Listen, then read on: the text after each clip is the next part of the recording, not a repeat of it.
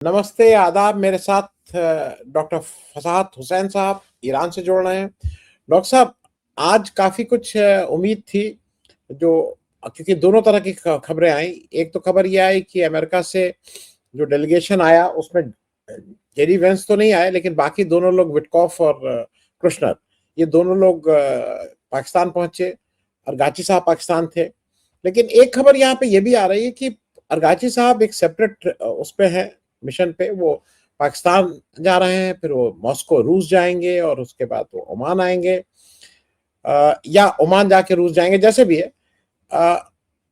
Actual क्या है ground reality? कुछ उसमें डेवलपमेंट हुआ? जेडी वैंस आ रहे हैं कि खुद ही ट्रम्प साहब आने को बेकरार थे, जैसी खबरें आ रही थी कि वो तो बिल्कुल तैयार थे कि वो चलें। What is the latest, doctor फसाद? जी, बिस्मिल्लाहिर्रहमानिर्रहीम। देखिए, मुज़ाकरात के बारे में, नेगोशिएशन के बारे में ईरान ने कहा है कि अभी वो बिल्कुल भी इंटरेस्टेड नहीं है और ये क्लियर ये मैसेज दिया गया है। और उधर से, जैसा कि आप मीडिया में देख रहे हैं, पूरी दुनिया इस बात को महसूस कर रही है कि व्हाइट हाउस, ट्रम्प साहब पूरी तरह से बेचैन हैं कि किस तरह से इधर से ईरान हामी भरे और उधर से वहाँ से खुद ट्रम्प साहब जो है वो हाजिर हो जाएं डील करने के लिए और बातचीत करने के लिए। लेकिन यहाँ से कहा गया है कि नहीं, हमने अमेरिका का जो रवैया देखा पहली बार के नेगोशिएशन में, उससे हम बिल्कुल भी जो है कन्विंस नहीं है कि हमें ये टास्क को जो है वो आगे बढ़ाना चाहिए।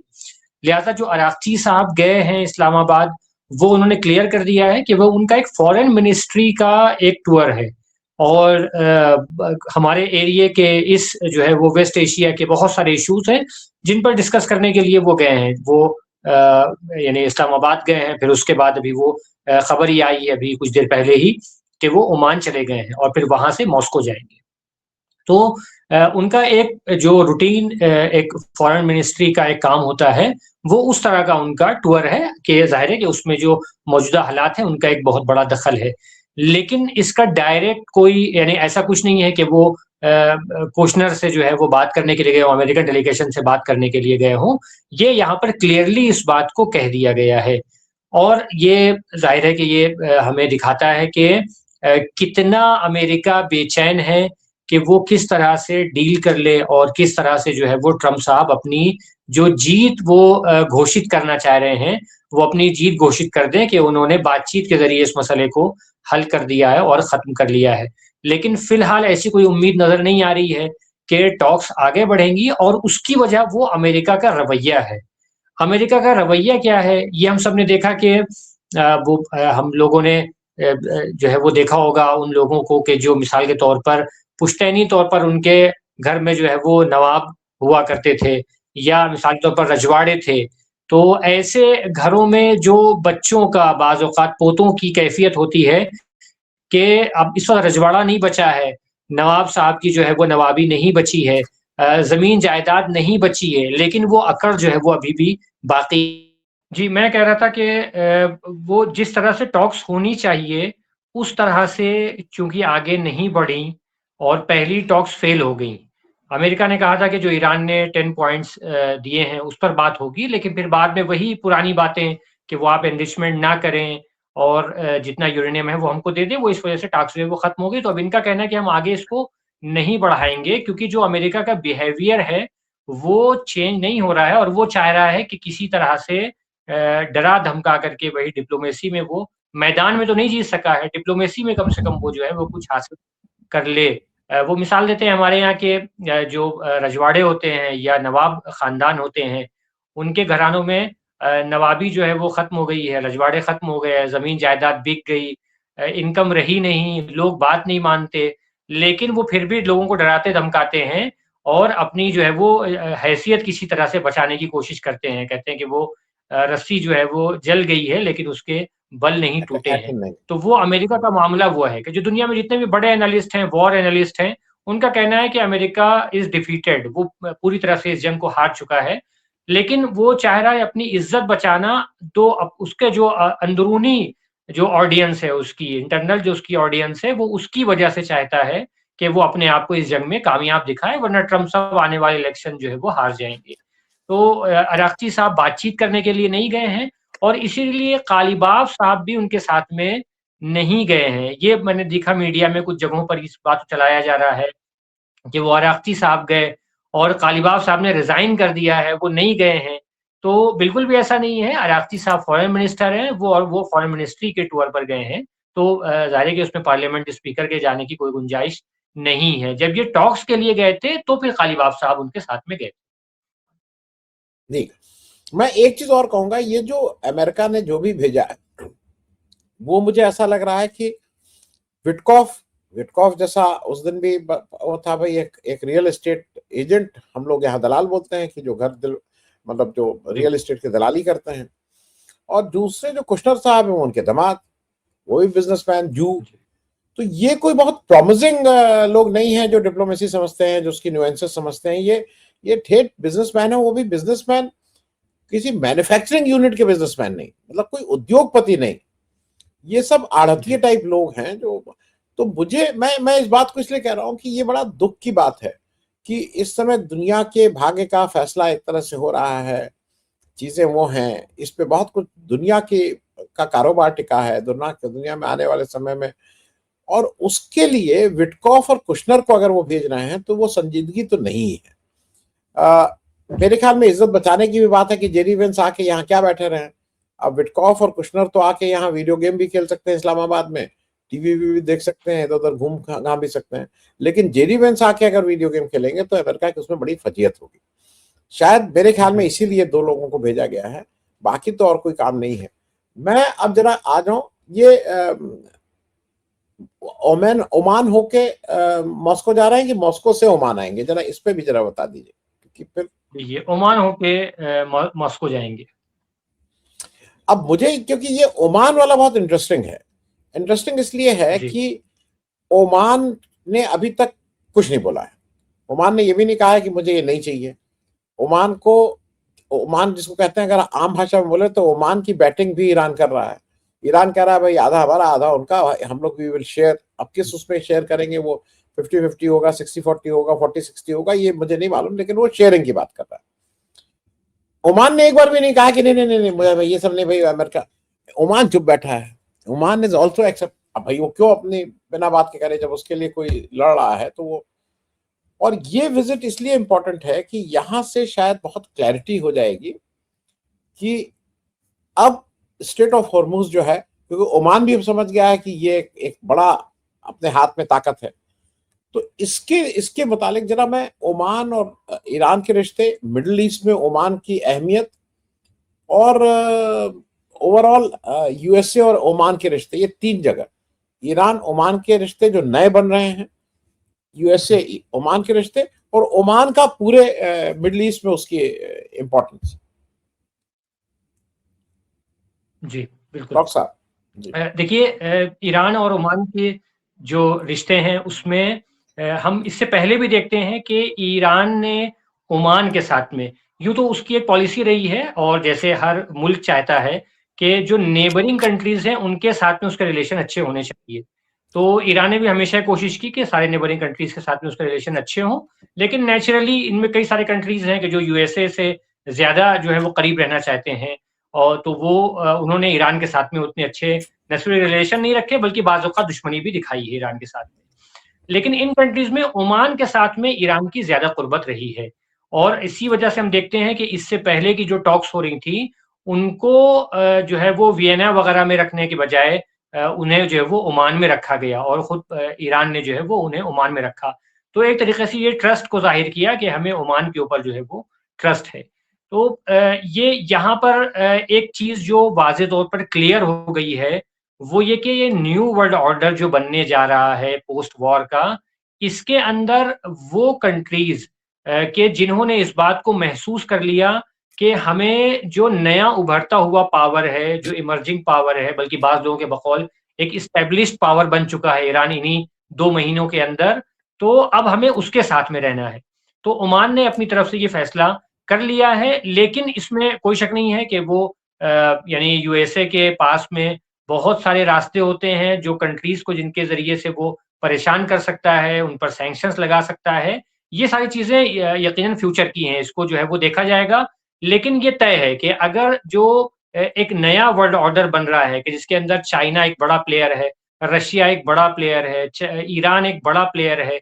अगर इस नए वर्ल्ड ऑर्डर के अंदर अगर ओमान के रशिया के साथ में, ईरान के साथ में, चाइना के साथ में अच्छे रिलेशन होते हैं, तो फिर जो अमेरिका की जो आदत रही है परेशान करने की मुल्कों को सैंक्शन लगा करके और दूसरे बहुत सारे गैर कानूनी रास्तों से, उसका जो है वो बहुत असर नहीं होगा।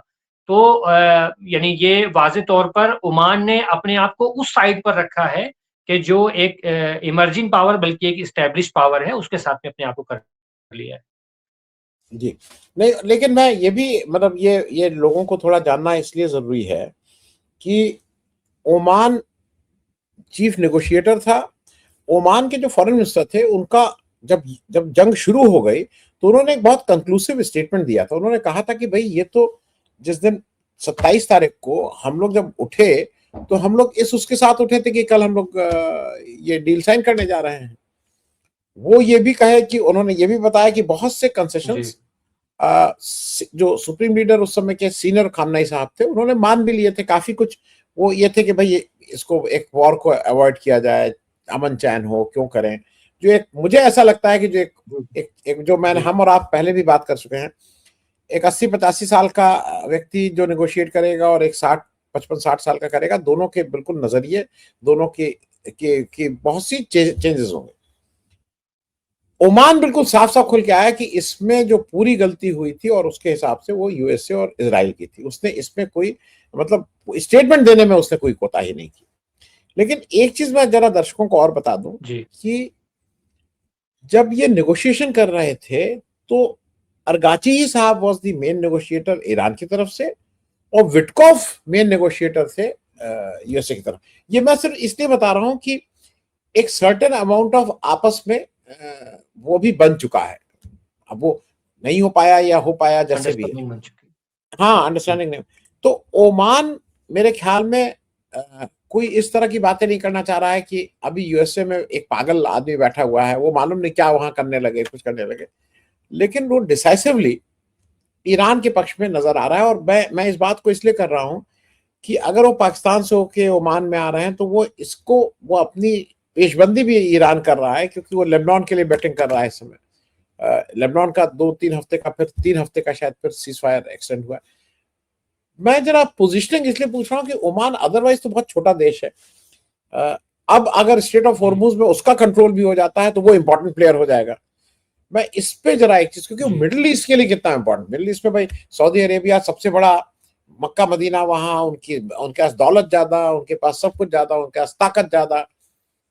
लेकिन उस दृष्टि से ओमान की अहमियत कितनी है मिडिल ईस्ट? जी बिल्कुल। देखिए, अगर हम कल्चरली देखें तो सऊदी अरब की इम्पोर्टेंस और अहमियत ज़्यादा है। लेकिन अगर ओमान के पास में कल को वो एक इकोनॉमिक पावर बनता है और जो है वो ईरान और रूस और चाइना और इन सब के साथ में रहने की वजह से वो एडवांस में जो है वो कई सारी चीज़ों में वो एडवांसमेंट करता है, तो बहुत सारी कल्चरल चीज़ों में वो आगे बढ़ सकता है। हम इसकी एक मिसाल देखते हैं कतर को, कि कतर के पास में जब जो है वो कतर के पास में पैसा था, तो फिर वो स्पोर्ट्स में भी जो है वो आगे बढ़ता है और वर्ल्ड कप को जो है वो होस्ट करता है। इसी तरह से वो अल जज़ीरा मिसाल के तौर पर उसका चैनल है, तो वो मीडिया में जो है वो उसने इन्वेस्ट किया है। और इस तरह से कई सारे ऐसे मुस्लिम इंस्टीट्यूशन हैं कि जो कतर के अंदर हैं।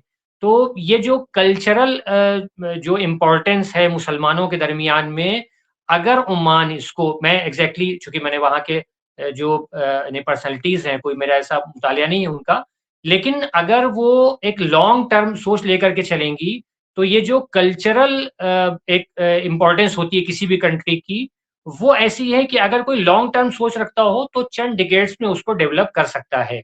अगर वो सोच पाई जाती हो, अगर उसके पीछे पैसा हो, अगर उसके पीछे बैकिंग हो, तो इस चीज़ को वो आइंदा हासिल कर सकता है। यानी ओमान ने, अभी हम कह सकते हैं कि जो हिस्ट्री में एक राइट साइड होता है, वो उस राइट साइड में खड़ा हुआ है और एक ऐसे साइड पर खड़ा हुआ है कि कल को उसका नेशनल इंटरेस्ट भी इसी के अंदर है। वो अगर एक बड़े पावर का जो है वो साथ देता है, तो कल को उसकी कल्चरल अहमियत भी बढ़ जाएगी और ये आसानी से कहा जा सकता है कि उसकी जो कल्चरल अहमियत है, वो कतर और यूएई से आइंदा कहीं ज़्यादा होने वाली है।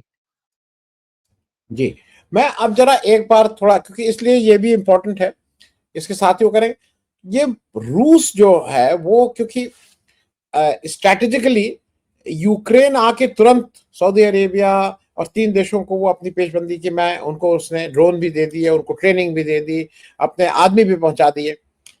तो मानी हुई बात है कि अगर अगर बाकी दोस्ती छोड़ दीजिए, एक नॉर्मल जो रिएक्शन है वो ये है कि रूस को तो फिर साइड आना ही आना है, मैं ये पुरानी दोस्ती पुराना छोड़ दे रहा हूं। क्या आज और रूस की अहमियत है, रूस की आज अहमियत है क्योंकि रूस के पास टेक्नोलॉजिकली रूस बहुत सुपीरियर है, रूस की रिसर्च बहुत आगे है।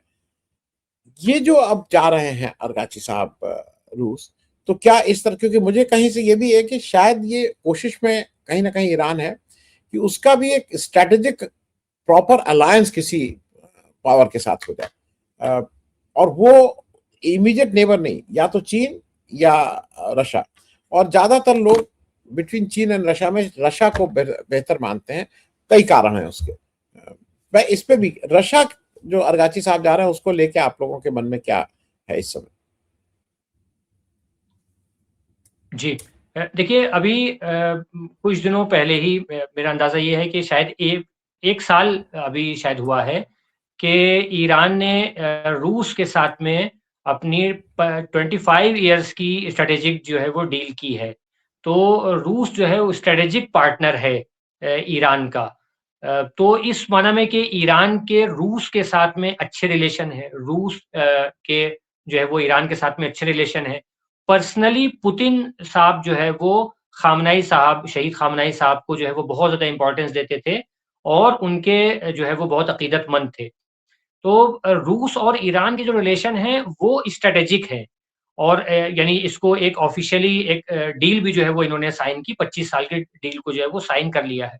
क्योंकि यहाँ पर एक अंडरस्टैंडिंग है, अभी कई सारे कंट्रीज़ हैं जिनके दरमियान ये समझा जा रहा है कि नहीं, अमेरिका अभी भी जो है मिसाल के तौर पर सुपर पावर है।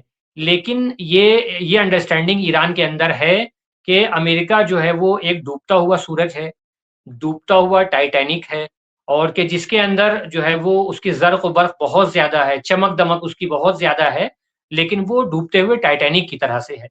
लेकिन जो नया जो एशिया बनने वाला है, नया जो मिडल ईस्ट बनने वाला है, इसके अंदर रूस की इम्पोर्टेंस है, इसके अंदर ईरान की इम्पोर्टेंस है, इसके अंदर चाइना की इम्पोर्टेंस है। इसके साथ-साथ मैं ये कह सकता हूँ कि मैं चूँकि ईरान में जो पर्सनैलिटीज़ हैं, शख्सियतें हैं, उनके स्टेटमेंट जब सुनता हूँ, तो उसमें वो इंडिया का भी ज़िक्र करते हैं।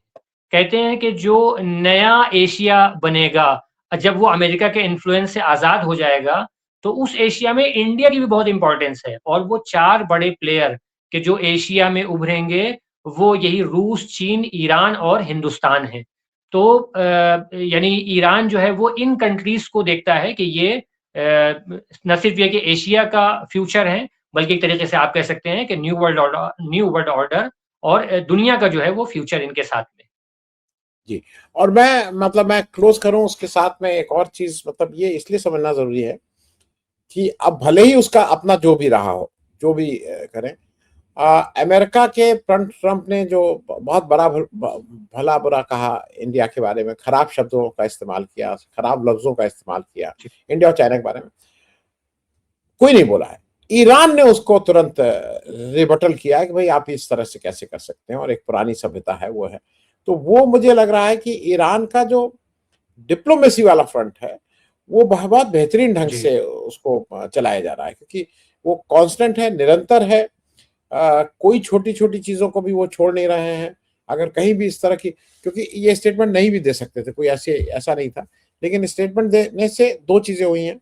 एक तो उनकी मैसेजिंग बिल्कुल क्लियर है कि हम क्या मैसेज करना चाह रहे हैं, और दूसरी अपनी पोजीशन भी वो क्लियर करते जा रहे हैं। तो आज के लिए डॉक्टर फसाहत इतना ही, और उम्मीद है कि कल परसों तक कोई ठीक खबर आएगी। शुक्रिया। जी, शुक्रिया। अल्लाह हाफ़िज़।